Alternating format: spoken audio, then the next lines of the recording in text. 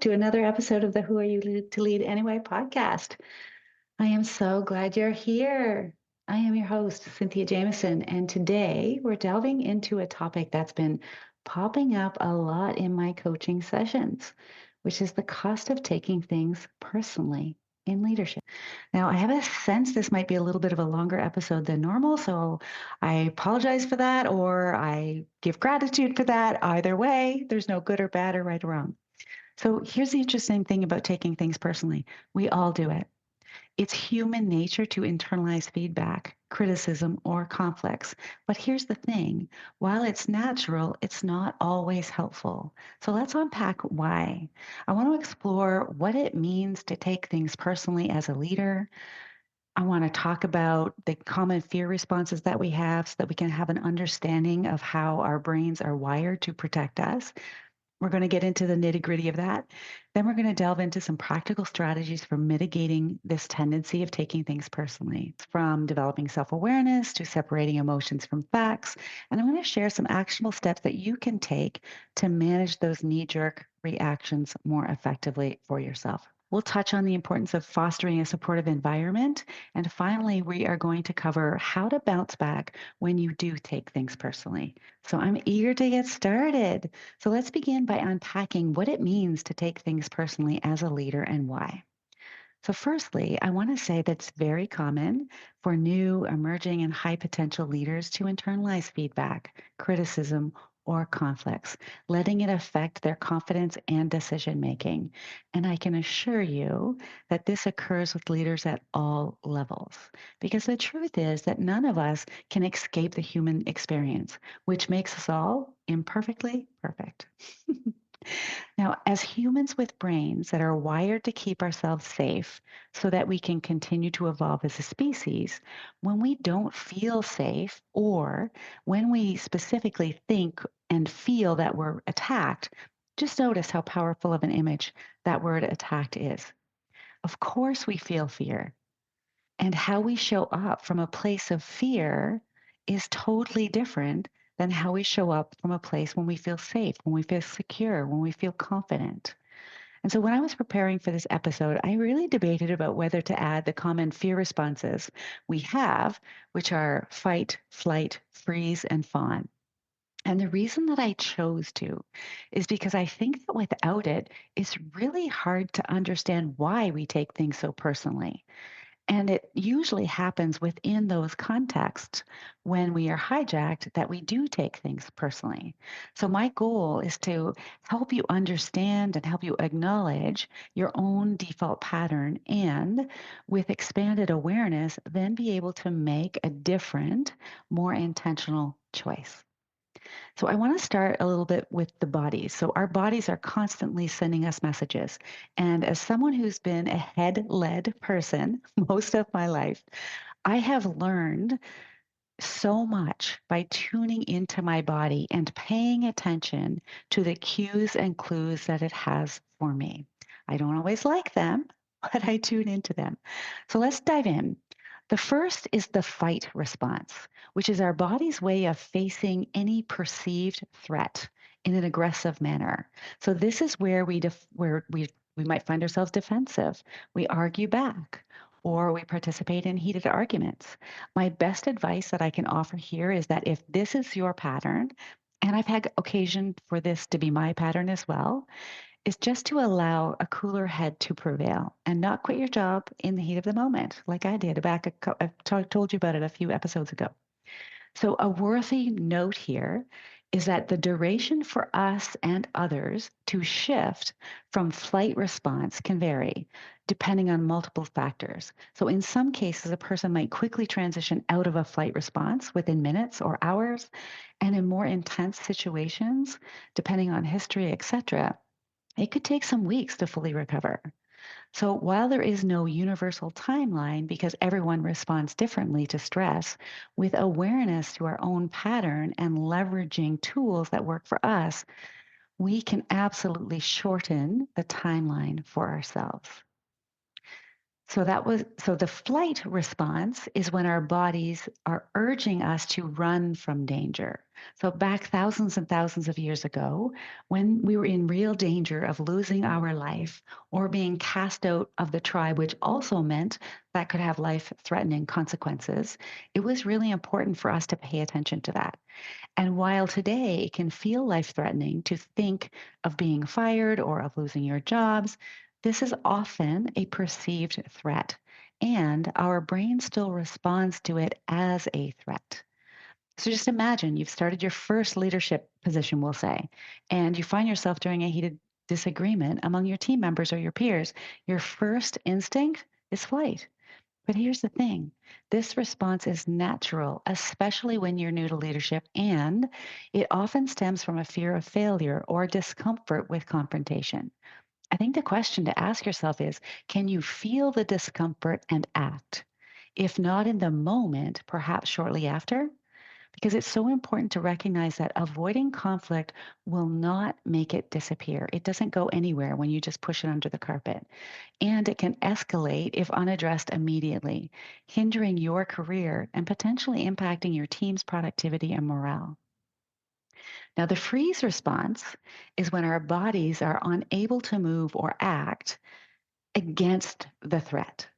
This feels like being stuck or as if we're frozen, making it difficult to articulate ideas or make decisions, especially in high pressure situations like presenting to senior executives. And so, for me specifically, when I am in a freeze response, it's almost as if I'm having an out of body experience where I can observe myself, I observe what's happening, and I seemingly have no ability to do anything about it. And I've had this happen a few times in my early leadership days. And what I noticed about myself is that this happens when I am faced with a highly aggressive and or highly agitated person. They are a trigger for me. Now, over my career, I've had a lot of opportunity to flex my muscle with these types of individuals, and I can hold my own most of the time. But this doesn't mean that it doesn't still happen occasionally. The point for me is to keep building my mental muscles, to keep dealing with these difficult personalities. And that's just a measure of you still have some work to do. That's it.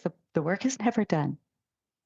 Now, the response that I experience the most myself or have the most experience with myself is the fawn response, which is the body's stress response to please someone to avoid the conflict. Now, I know exactly why I have it. I know exactly where it comes from. And I've been reflecting on when it began to shift and change for me. And I have to say that it really started to shift when I became a parent. There's something visceral about becoming a mama bear and wanting to protect your cubs. And I feel the same way about my teams that I've led. So even though I was very young when I had my children, it was really important for me to do the best that I could for them as their mom. And I know that I wasn't perfect. And I'm sure that if they were here on this podcast, they would absolutely agree with that. That's not a problem. But I wanted so much to live in integrity with who I am as a person, because integrity for me is defined by doing what I say and saying what I do. So, really following through and owning my words, a strong sense of ownership.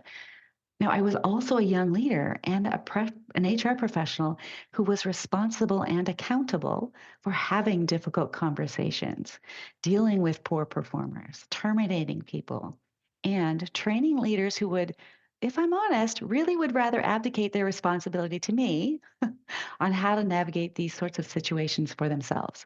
So it's safe to say that I had a lot of opportunity to learn and grow my skill sets in this area. And I would also say I didn't have very much support. Sponsors and mentors were not a thing in the East Coast back in the 80s. And there wasn't much leadership development work for family owned businesses. And I never heard of a coach until 2012. So while I didn't have those things, here's what I did have. I had a lot of anxiety. I had a lot of people that mattered to me at home and at work, and I had a desire to learn. And all of these things motivated me to find the answers to use and leverage the resources around me. And I found those in the world of self-development. I learned so much from the books that I read, like No is a Complete Sentence by Megan Leboutillier, I think I'm saying her name correctly. Feel the Fear and Do It Anyway by Susan Jeffers, Self-Esteem by Peter McKay, and hundreds of more books and workbooks. So as I say this, in this moment, I can see how I was destined to become a coach. But imagine just walking into a team meeting, buzzing with energy, ready to pitch a new idea. And as the discussion progresses, things start to heat up. And the next thing you know, you have your hands full of resistance. You just might find yourself nodding along to every opposing viewpoint there is, desperate to keep the peace and win their approval instead. This is where you walk out of the room and you say, "What just happened?" Yeah, what did just happen? That's a really great question to answer for yourself. I have been there so many times. And I will say, reading Jen Sincero's book, The Subtle Art of Not Giving an F, was helpful to put things into perspective. Think about the things that really matter to you, the things that you want to be known for, the things that you want to stand for. Otherwise, with this fawn as a default, we can and might just fall for just about anything, which erodes our credibility, our expertise, and limits our potential. Because what we might not recognize in the moment and only see in retrospect is that the moments we fawn, in every one of those moments we fawn, we are giving our own authority away. Now, all of these human responses are worth understanding because they have such an impact on our personal well being, on our professional relationships, especially if you're leading in an organization which is predominantly fear based, the culture that is, or if you're a female in a male dominated industry. It's just much more prevalent there. And having an accurate understanding of that can be really helpful. Now, as I hear about workplace incidents and issues from my family, from my friends, from my clients, I can't help but think to myself, because I'm just learning so much about this, the situations where like hijacked people are just hijacking people. And what happens then is no one has access to the executive skills. So when we're hijacked as a human, when our lid is flipped, our amygdala is hijacked, we can't access compassion, empathy, conscious, intentional thought. And we can't see things objectively because our bodies are in survival mode.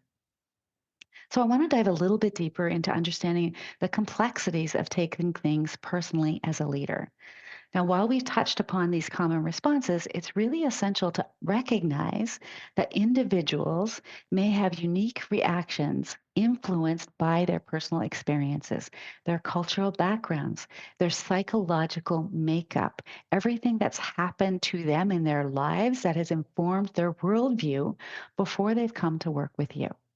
And so it's interesting, like as leaders, it's not just about recognizing our own reactions. It's about understanding that our team members bring their own unique perspectives and all of that experience to the table as well. So, an example is, let's say you're leading a team where members come from different cultural backgrounds. Now, what might be seen as constructive criticism in one culture could be perceived as a confrontation in another. So, as a leader, it's important to create an environment where these differences are acknowledged and respected. That's where we need to learn about our own cognitive biases and pin those biases as we go about leading ourselves, our lives, and our teams. And taking the time to understand those cultural nuances and personal experiences of your team members can go a really long way in fostering trust and collaboration. So now I want to shift to talk about some implications for leadership. So if you've ever been in a situation where someone has offered you a criticism of your work and you internalize it as a personal attack instead of viewing it as something that's objective and from a place of curiosity, then you've taken it personally. I'm sure you've done it. I've done it. And taking things personally can have significant implications for leadership effectiveness because it's not just about how we feel, it's about how our reactions impact our team dynamics and our overall performance and effectiveness. When our emotions govern our responses, it's it not only affects our ability to communicate and make decisions, but it also influences team morale, collaboration, and trust. And it influences a lot of things that are going on internally for us. So, as I mentioned, I have been seeing this as a theme. And I think it could be super helpful to share some of the situations with you because when it's not happening to you, then of course the lens we view things through is objective. And I think this is how come I've learned so much about just how the mind works, what I see in the world, how I see things so differently with such clarity than I had before, because working with my clients is such a mirror for what's happening. And of course, I'm coming from a neutral space. So I had a client this week who recently received a performance rating of meets expectations, which, when you look at this objectively, you would see that performing the role and the responsibilities in exchange for the compensation you've agreed to receive is not a problem. But here's how it played out. It started with a new boss coming into the picture. And my client's first thought when they met the new boss was, my boss doesn't like me. And then that started to build with more thoughts like they're pushing me out.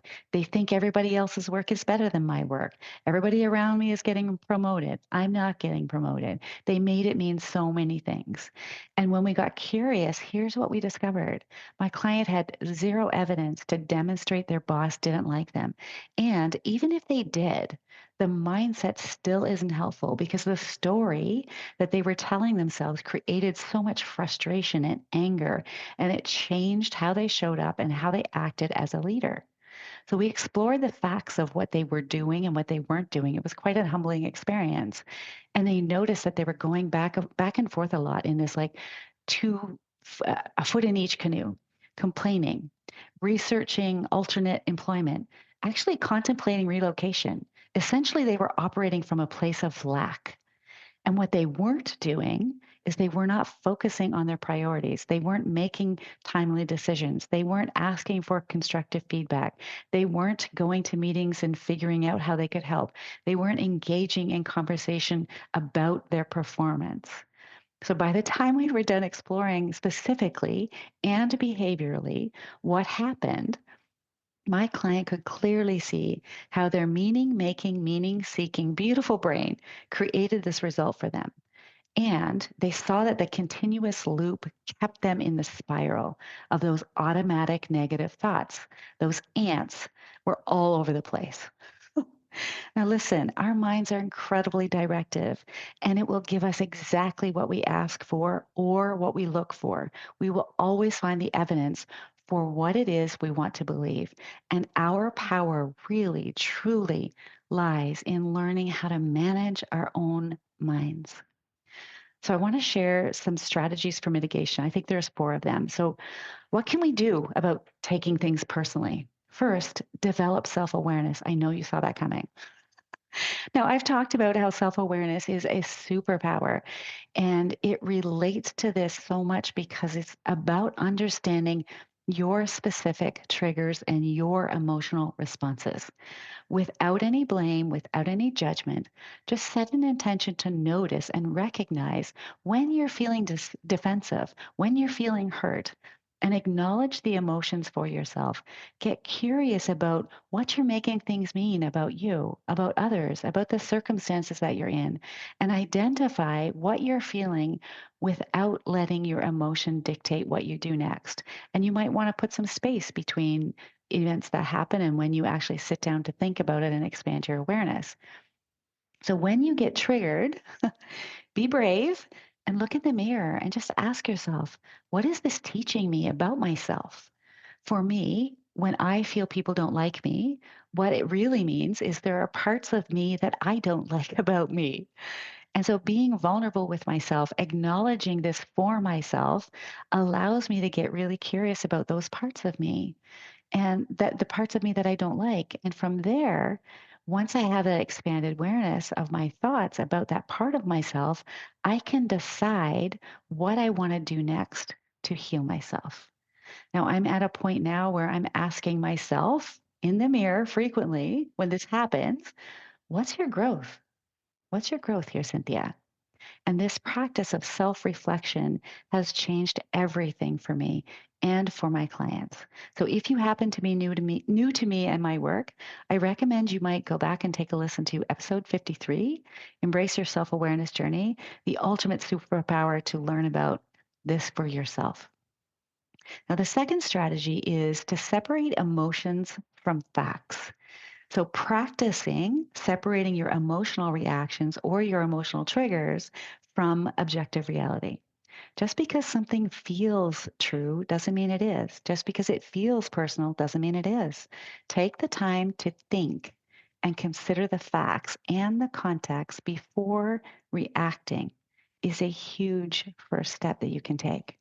And while you're not always in control or might not always be in control of the circumstances or the context you're in, you have 100% control of the power over yourself. And you can learn your pattern. You probably know it, and you can find ways to interrupt it for yourself. Even if it's as simple as taking a pause, taking a step back, taking a minute to compose yourself. Now, in episode 52, that's called, it's all about unlocking leadership potential through emotional awareness. So I'd encourage you to re listen to that if that's a growth area for you. Now, the third strategy is to practice empathy. There's a couple things I want to touch on here, starting with having empathy for yourself and to put yourself in the shoes of other people in order to take perspective. Right. So, in the context of my client and their performance review, the leader is responsible to provide an accurate reflection of performance. We know that they're in new enroll. We can assume that they want to do their best. And so, from their perspective, the leader's perspective, my client might have received an even lesser rating given the specific behaviors they were engaging in and owned. Now, practicing empathy can help you recognize that criticism or conflict often stem from differing views or goals rather than personal attacks, as demonstrated through this example, right? So the goal was completely different. Now, empathy is important because a different viewpoint is just that. It's different. There isn't a view that's better or worse than the other unless we attach meaning and emotion to it. It's just different. That's the reality. It's just a different view. So the last strategy is practicing mindfulness and stress management. So incorporating mindfulness techniques or stress management strategies into your routine to stay grounded and manage your own emotional reactivity. Techniques like deep breathing, meditation, and regular exercise can help you maintain perspective and build your own resilience. So I usually talk about this in the context of mental fitness because building mental resilience is super important as the world continues to change and evolve around us, which it will continue to do. And you can learn more about how to build it for yourself in episode 11. Now, I'm going to pause for a moment of gratitude here for myself because I'm just realizing that I have created a body of work that I can now refer you to and I can refer new clients to, which is just so cool to think about. So, depending on the changes with technology to come, it's kind of fun to think about how this might be helpful to my grandchildren as they learn to lead themselves through life. And who knows, teams, organizations, who knows what their possibilities will be. So, recently, I have added a 15-minute meditation practice to my morning and evening routine. And while I've tried various apps, techniques, programs, etc. before, there's something about this specific meditation process that really works for me. I'm 22 days in, I'm meditating without any audio, and I'm really coming to love these intentionally created spaces in my day to go within and feel the bliss and gratitude that comes from it. I do it twice a day, 15 minutes. And I share my personal journey here and my techniques because it just demonstrates to you how there really is no right or wrong. It's about exploring and implementing the strategy that supports you best with cultivating the mindset that's less prone to taking things personally. Because when you can do that for yourself, you will be more self assured, more self confident, more self sufficient. And from that energy, be way more effective as a leader. And if it's possible for me, of course it's possible for you. This is what I help my clients do every day, all day. So I want to share a quote that I love by Don Miguel Ruiz. a Mexican author of Toltec spiritual and neo-shamanistic texts to achieve spiritual enlightenment, which is the journey that I am personally actively on. The book itself is called The Four Agreements. The four agreements are: be impeccable with your word. Do not take anything personally. Do not make assumptions and always do your best. So the quote specifically that I love is, don't take things personally. Nothing others do is because of you. What others say and do is a projection of their own reality, their own dream. When you are immune to the opinions and actions of others, you won't be the victim of needless suffering. To say it differently, what if it's not about you? And what if suffering is optional? Like, you don't have to take it personally. You just don't have to. You don't have to become or live from a fear based or doubting place. There are ways to build your self sufficiency, to build your self concept, to build your self confidence. So I have a caveat here because most of the clients that are drawn to work with me are humans who take things personally, like me. But I want to address that not taking things personally can lead to a whole host of problems: lack of empathy, lack of accountability, poor communication skills, diminished or poor relationships, decreased emotional intelligence. And so it's super important to maintain a balanced perspective. Right. So I want to touch on cultivating a supportive environment. As leaders, this is a crucial thing for us to do, is fostering a supportive environment where team members can feel empowered to contribute and grow to the organization. Beyond avoiding personal reactions, it's about creating a culture of openness, respect, where diverse perspectives are valued. This means not only encouraging feedback, but also actively modeling vulnerability, asking for help, admitting mistakes, and embracing differences. Now, when we can separate feedback from feeling attacked, it helps everyone grow and work better together and not take things so personally. So, leaders play a big role here by showing others how it's done, being open to feedback, admitting failure, and seeing challenges as opportunities to learn are ways to show others how to go about what they need to do for themselves and how they can learn and grow. And when we have open communication, give specific helpful feedback, and make sure everybody feels safe to speak up, a lot of really good things happen. People feel more comfortable sharing ideas, being creative, and working together. You've heard me say this before. When leaders focus on making everyone feel respected and supported, it boosts morale. It helps the whole team succeed, and feedback becomes a way to improve, not something to fear. Now, emphasizing the importance of continuous professional development and self reflection helps address the underlying issues contributing to the tendency to take things personally. This is a long term approach that fosters resilience and supports lasting growth within you, within your team, within your organization. So, now I want to talk about how to bounce back when something does happen. So bouncing back from taking things too personally as a new leader involves a few key steps.